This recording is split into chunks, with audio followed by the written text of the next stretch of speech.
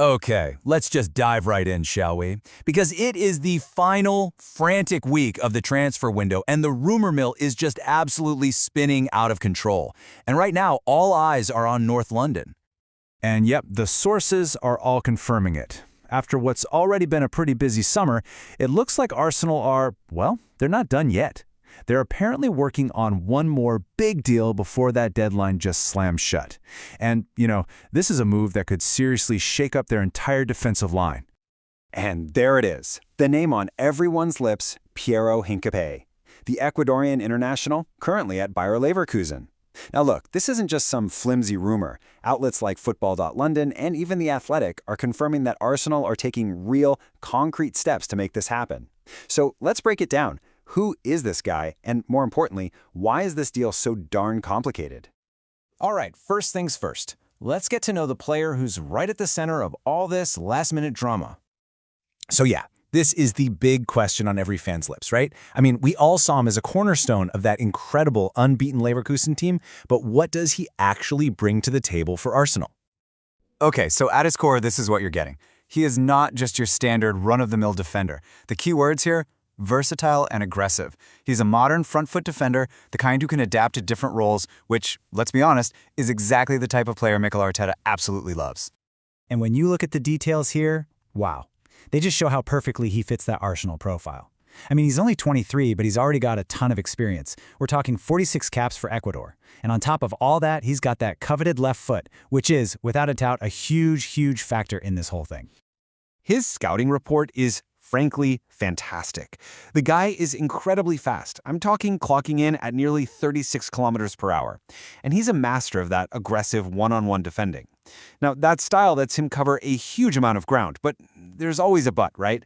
There's a trade-off. He does have a bit of a reputation for collecting cards, so that's the one key weakness you've got to watch. And this quote, this just brilliantly illustrates the excitement around him. And get this isn't an Arsenal fan. Nope. It's a comment from a Liverpool supporter. I mean, when fans of your biggest rivals are admitting a potential signing could give you, and I quote, arguably the most complete squad in Europe, you just know you're looking at a really special player. So the big question is, how does this deal actually get done? Because it's not straightforward at all. There are some major moving parts here that absolutely have to fall into place first. Right. So here's the puzzle. We know Arsenal are genuinely interested, and we know Hincapie wants the move. So what's the holdup? What's stopping this from happening? And this is the absolute key to the whole thing. According to the man himself, David Ornstein, the push for Hincapie can only happen if, and that's a big if, other players leave first. And it's not really about financial fair play, it's more about Mikel Arteta wanting to balance his squad. It's a classic one-in, one-out situation. And here is that chain reaction all laid out. Step 1, Arsenal have to sell somebody. And the most likely candidate to make way seems to be the other left-sided defender, Kiwior.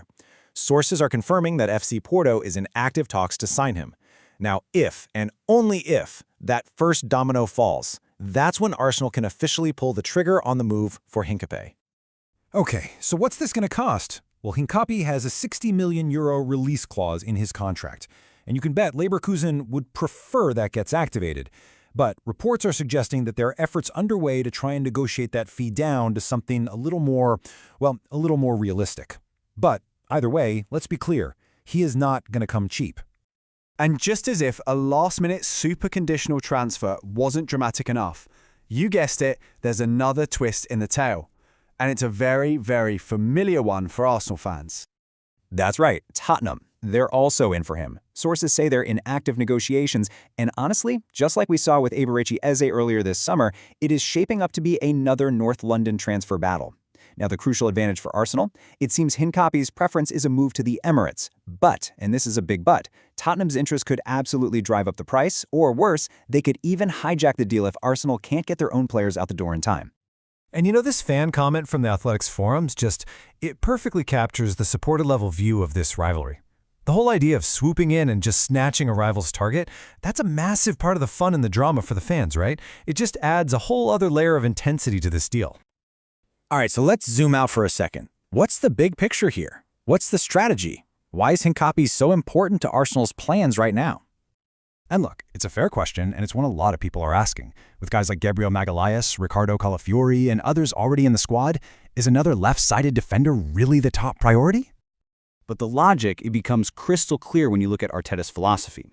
He is an absolute stickler for having left-footers on the left side of defense. And Hincapie, he provides that elite-level competition for Gabriel, which just pushes both players to get even better. So see, this isn't just about one position. It's about building a fortress of a squad, one that's deep enough to fight for both the Premier League and the Champions League, all while locking down a top defender for the long haul. And this comment from an Arsenal fan just sums it up perfectly. Squads win things. To really challenge the likes of Manchester City or Real Madrid, you just can't rely on a set starting 11 anymore. Those days are gone. You need 2 elite-level players for pretty much every single position. So this move, it's a clear statement of intent. It's about building that kind of insane depth. And finally, we can't forget the human element in all of this. The player himself is reportedly pushing for this move. Reports from The Athletic actually noted that he looked tearful out on the pitch after Leverkusen's last game because he'd already told the club he wants to leave. You know, that personal desire, that could be the final crucial piece of the puzzle that helps get this deal over the line. So, that's where we stand. Everything is in motion, but absolutely nothing is certain. The clock is ticking down, a rival is circling, and the whole entire plan hinges on one player leaving just to make way for another. It is a massive, high-stakes gamble right at the deadline. The big question is, can they pull it off? I guess we're all going to have to wait and see.